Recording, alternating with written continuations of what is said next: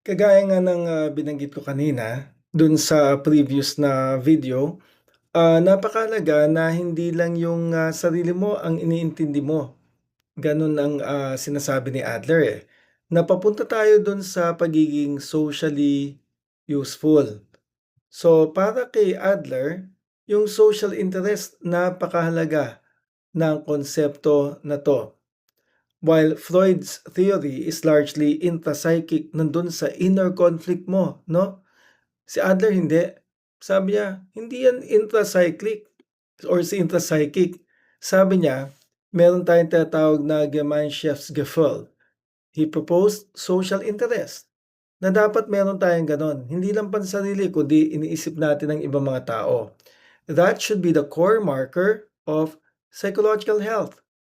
So ang sabi niya, a psychologically healthy person does not merely control impulses, but they contribute to society. Well, konektado siguro to dun sa definition ng World Health Organization tungkol sa mental health. Ano bang definition ng World Health Organization sa mental health? Number one, realize potential. Number two, cope with normal stress. Number three, become productive. And number four, contribute to society. Yan ang ibig sabihin ng mental health para sa World Health Organization. And nakikita natin ngayon yung alignment ng World Health Organization definition dito sa binanggit ni Alfred Adler na hindi ka lang nabubuhay sa sarili mo. Kailangan meron tayong ginagawa para sa ibang mga tao. Example, dalawang estudyante, gusto nilang, maging, excellent 'no. Yung isa sabi niya, "Kailangan mag-top ako ng class para superior ako sa kanilang lahat at lahat sila ipo-prove ko na mali-mali sila." Yung isa naman sabi niya, "Alam mo gusto kong maging magaling para I can serve the community." Iisa ang goal, pero magkaiba ang dahilan. Yung una, gusto ko mag-top ng class para superior ako, para i-point out ko yung mga mali ng ibang tao. Pero yung isa, kailangan kong maging magaling para marami akong mapagsilbihan. So, similar yung goal nila, no? Similar yung behavior nila.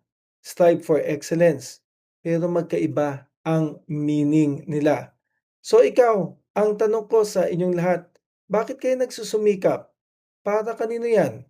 Para lang ba yan sa inyong mga sarili? Parang lang ba mapatunayan mo na, oh, ito pala ang kaya ko? Or kaya ka ba nag-aaral na mabuti para makatulong? So, kung ikaw nag-aaral para sa ikabubuti ng ating bansa, ng ating lipunan, then that is what we mean by social interest. Kapag nakakaranas tayo ng neurosis, ano ba yung neurosis? Anxiety, yan yung hindi ka mapakali, nanginginig ka, tapos, medyo naaapektuhan kung paano ka magfo-focus 'no.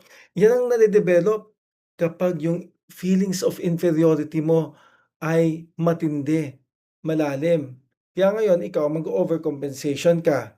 So ngayon, kumbaga dahil ang feeling ko inferior, gagawa ako ng paraan para maging makapangyarihan. Dahil ako inferior, gagawa ako ng paraan para maging dominant. Dahil ako ay inferior, gagawa ako ng paraan para lumayo na sa kanila at protektahan ang aking sarili. So, example, isang, tao na powerless as a child, 'no? Lumaki siya na obsessed with control, constantly asserting authority in relationships. Kumbaga, ganyan talaga ang, tao, eh. Ang mga tao kapag pakiramdam mo powerless ka, gagawa ka ng paraan para magkaroon ng sense of control to a point that it already affects the people around you.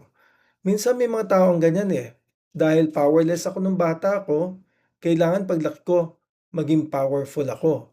Kokontrolin ko ang nangyayari sa opisina, kokontrolin ko ang mga tao, kokontrolin ko kung paano sila mag-isip, kung paano sila makakaramdam at kung anong gagawin nila.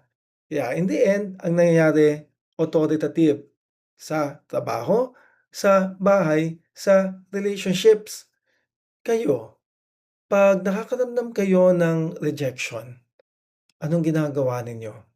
Nagmumukmok ba kayo sa isang tabi? ni-reject ako, dun na lang ako sa isang tabi, or ni-reject ako, kailangan gumanti ako. Ni-reject ako, kailangan gumaling ako. So, anong ginagawa niyo 'pag nakakaramdam kayo ng rejection? Mas nagiging controlling ba kayo? Ni-reject mo ako, ha, kailangan ngayon, simula ngayon kontrolado ko na ang lahat ng mangyayari sa buhay ko. Ni-reject niyo ako, ha, kung ayaw niyo, 'wag niyo, lalayo na lang ako sa inyo. So, ikaw ba yung umaatras at umiiwas sa tao, or lumalaban? So, remember, hindi ito instinctual conflict ng si Freud lagi kasing gano'n, eh, meron kang conflict, 'no? Ang sabi ni Adler, kung nagsisikap ka man, it's compensation for perceived inferiority. So, ibig sabihin, ang tingin ko sa sarili ko maliit, gagawa ako ng paraan para hindi nila mapansin 'yan, at ang makikita nila yung galing ko, hindi yung kapintasan ko.